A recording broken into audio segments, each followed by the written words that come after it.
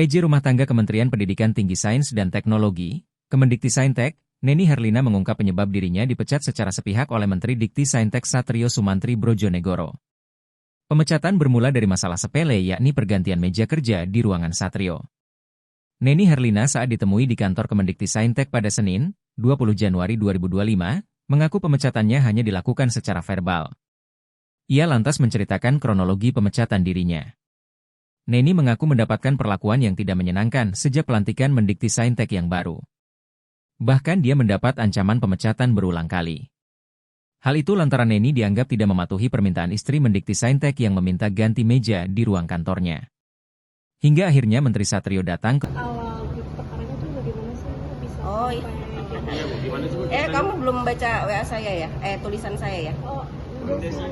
Mungkin bisa itu kan dipecat gara-gara hal sepele gitu. Ya. Iya, sampai sekarang. Ya cuma itu aja sih sebenarnya. Cuman jadi gini itu ketika saya menjalankan tugas tapi ya perlakuannya sudah begitu. Ini kesalahan pertama ya, itu yang waktu pertama kali. Nanti kalau dua lagi saya pecat kamu. Dari pertama tuh udah begitu gitu. Dari pertama tuh udah gitu. Ya udah akhirnya saya dilungguin sama Pak Sekjen, nggak usah nongol lah gitu. Sampai akhirnya ada banyak kejadian yang namanya ngurusin rumah tanggaan kan ribet ya, banyak hal gitu. Jadi akhirnya sudah teman-teman saja yang melaksanakan, saya disuruh ngumpet lah istilahnya. Tapi ada kejadian lagi. Nah kemudian kejadian itu yang akhirnya kan kita juga ada ketua tim rumah tangga itu ada juga.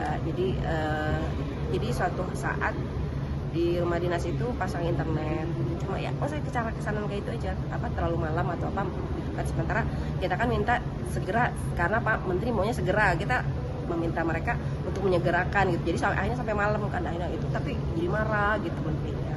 Marah langsung dia nelfon ketua tim saya, kebetulan Mas Angga waktu itu lagi sakit, jadi nggak angkat telepon, itu udah malam-malam.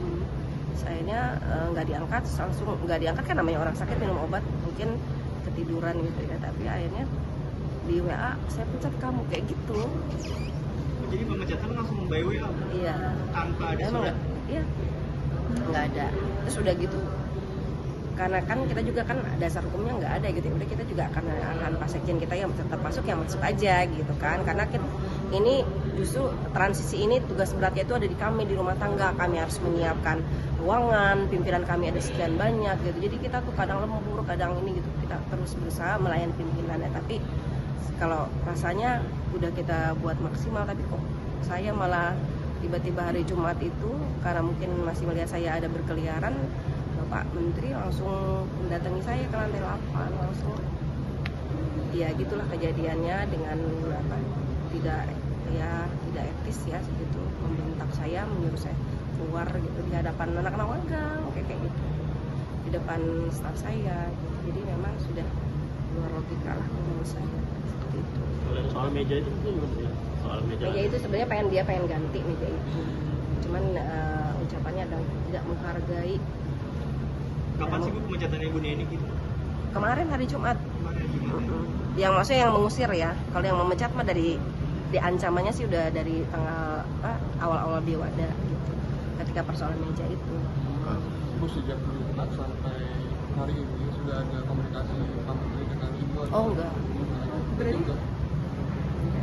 Berarti tadi katanya sempat ngobrol sama Pak Satrio, itu nggak ada? Oh enggak ada. Nggak ada, saya dipanggil. Nggak mungkin lah ya. Itu juga saya juga kaget juga, beliau datang sengaja mendatangi saya di lantai 8 hanya untuk mengusir gitu.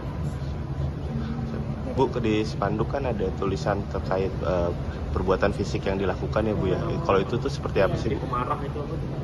Iya. Tadi di spanduk itu. Ya itu kejadian juga. Jadi itu sebenarnya itu vendor kami, kasihan juga sih sebenarnya.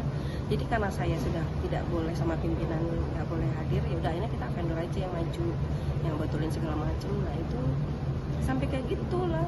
Vendornya juga hari ini ketakutan tadi menuduh saya. Sudah gitu kan kita bilang kalau ada apa-apa kamu kalau lihat apa-apain direkam aja. Dan sama dia direkam. Gitu. Ada rekamannya itu, makanya nggak tahu udah nyebar kali. Saya kasihan juga sama dianya karena kan keluarganya dia takut dia apa-apain gitu kan. Download Tribun X sekarang. Menghadirkan lokal menjadi Indonesia.